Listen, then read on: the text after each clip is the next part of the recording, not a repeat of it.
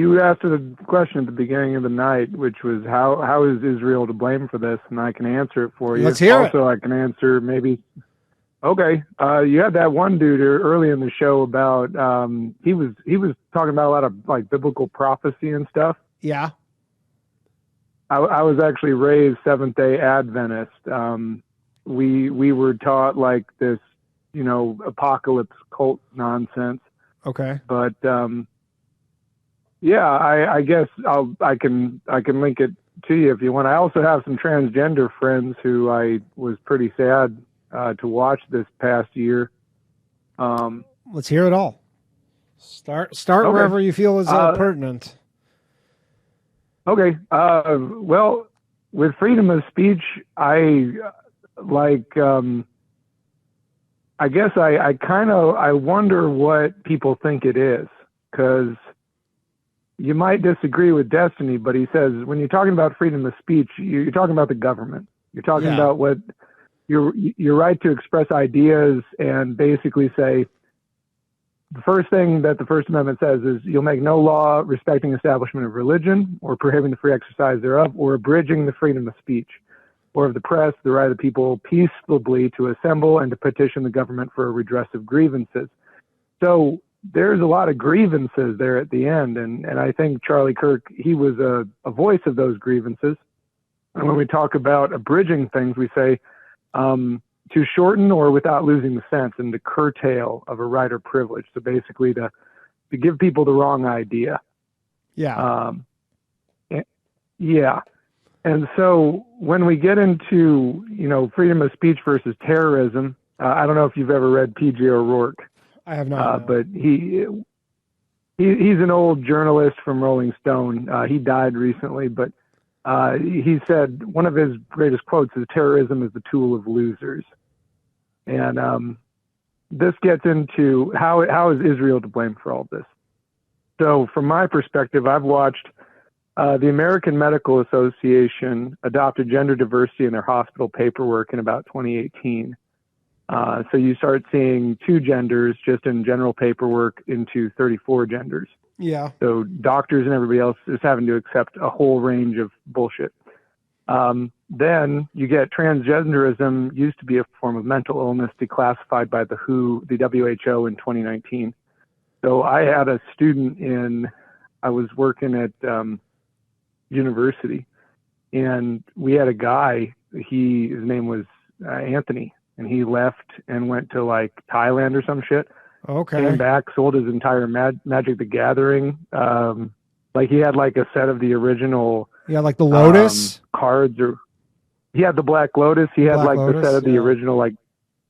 Oh yeah. He sold his whole dish and then came back. He had worked at as an electrician in a slaughterhouse. He had like a daughter, and he came back and he basically had, like, they told him here locally, they're like, yeah, you've got a mental problem.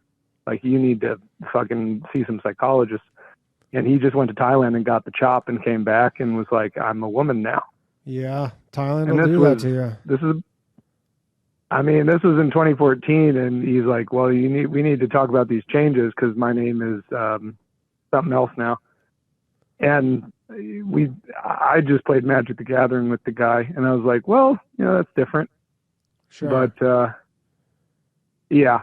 So more recently, my more recent transgender was a coworker who I didn't know all of this, but basically this person lost it recently going into 2025, where they basically were just posting in all of like the corporate chats, just saying like Trump is, racist, he's a Nazi, blah, blah, blah, blah, blah. Quietly left. And what I didn't know was that the HRC, the Human Rights Campaign with the Corporate Equality Index, started to include a 5th pillar due to Greek and German employers for Little Hellas, which is like a competitor to like Aldi. Okay. Proponent by a Christos. Yeah. So like imagine anything with more economic sway than grocery stores. But right. This fellow named Christos Parnevelis in 2019, so this comes along with the AMA adoption and the 2019 of, so back in the day, like if this guy had left in, 2014 and we had seen him gone and go transgender. We thought he had a mental illness. Well, by 2019, this was all, this wasn't a mental illness. We were bigots. So all of this going into 2020, there was a policy change from this Human Rights Campaign, which is a United States organization in 1980, that started to include this fifth pillar included by this Christos Parnellos, which said businesses must not have any kind of involvement with anti-LGBT organizations or activity, essentially blacklisting any corporation that decided to not toe the line, abide. Essentially, yeah. Correct. So getting into 2023, post-pandemic, we started seeing DEI policies dropping off from Google and many others. And then proceeding forward into 2025 with Robbie Starbuck. And he had kind of led the charge on Instagram and other things like confronting corporations saying like, hey, are you against DEI? And making it a real point. And at this point, medical benefits for gender affirmative care were no longer supported by company insurance in 2025. Ooh. That was the big strike against them. So when I was looking at some of my transgender coworkers, they literally the first time I met this person, they had just gotten a skull scraping surgery to make their face look more feminine. Wow. That's crazy. So you've got this whole, yeah, right. So literally what's at stake for a lot of these people, and keep in mind, I'll be quoting PJ O'Rourke's, terrorism is the tool of losers. So yeah. Transgenders had basically this whole problem where their medical rights and their insurance subsidies were being cast off by companies, which for the last 2 years had afforded them. Right. And so they lose all their access. They can't afford this stuff. They can no longer, it's no longer gender affirmative, to get this cosmetic nonsense, right? So to get your skull shaved and get a fresh pair of tits and get your cock tucked and all that. Sure. Plus, bathroom rights are subsidiary to that. So these people left the corporation, and maybe a couple of them held on, but Google led the charge in 2023, and all these other corporations saying we can't, if they can't afford it, we can't. You're right. And they just go, and as long as someone else doesn't do it, then they go, yeah, we don't have to do it. Look, Google's not doing it. Nobody's doing it. And so it's because it's not affordable. And then the issues, you get back to Europe and you get back to the Greeks and the Germans, and all that post-COVID money, and they're sitting there thinking they can push any agenda. And the actual paper on this fifth layer of, corporate equality index, basically blacklisting any corporation. The way that corporations framed it was, we're pushing against foreign influence. Okay, so how does it tie into Israel? Is Israel the foreign influence? Yeah, go ahead. All right. Well, the thing was that you and Ryan had pointed out was that, and I like your economic studies, but federally subsidized loans represent approximately $1 trillion in subsidy, with 53% assured rescindents. So 40% of that being female and 13% male. Yeah. So Charlie Kirk exposed, exactly, but Kirk exposed March to the institutions. And this is the effect. Basically, the effect of this is destabilizing communist propaganda and influence. So the American Academy stands exposed in its corruption totally. They've been insulated. They've been insulated up to this point, and they're rationalizing violence against wealthy, the family, and society overall. And I think people forget that propaganda doesn't have to do anything other than produce chaos. Yeah. And what it produces through the government mechanisms enabled by Obama and all these clowns is the current system produces indentured servants in a system of hypergamy. So you have all of these people in a hypergamic society. They're indentured to the government. They're isolated on the internet. They have mass consumption within their echo chambers. They're exposed to pornography and digital prostitution with potent drugs. And this Tyler Robinson kid, the thing we forget is I think the one thing we forget about Israel is that they sacrifice, right? They know what sacrifice means. Mm-hmm. And Kirk is a martyr unto that. He is meant to rally this drive against the academy. So he's saying they're exposing all their wrongs. He's exposing how they do all this shit. and he's exposing how most of all they're open to Muslim grooming.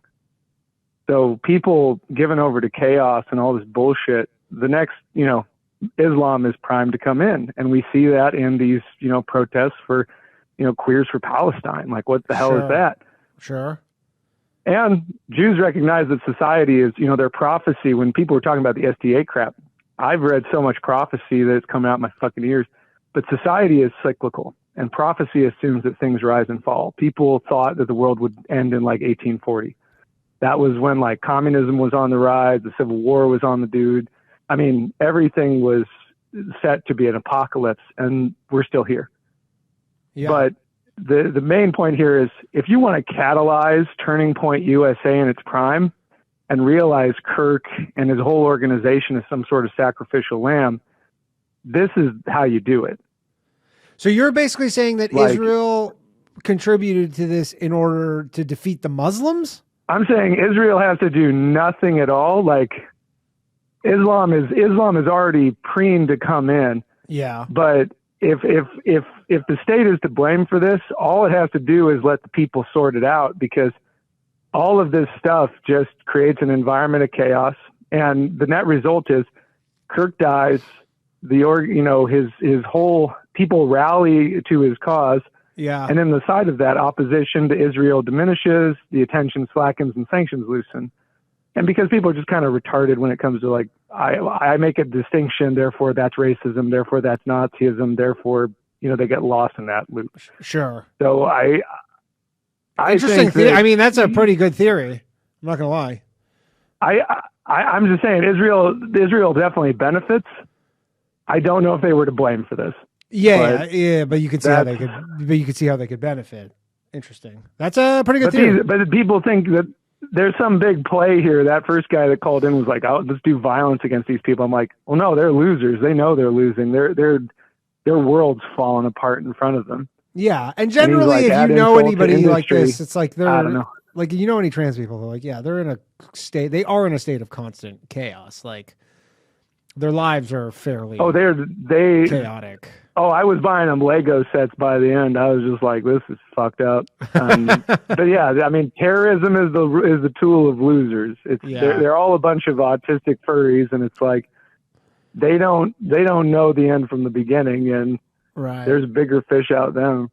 Anyway, that was good theory. I wanted to answer Great your call. question. Great call. Thank you. All right. Good talking to you, man.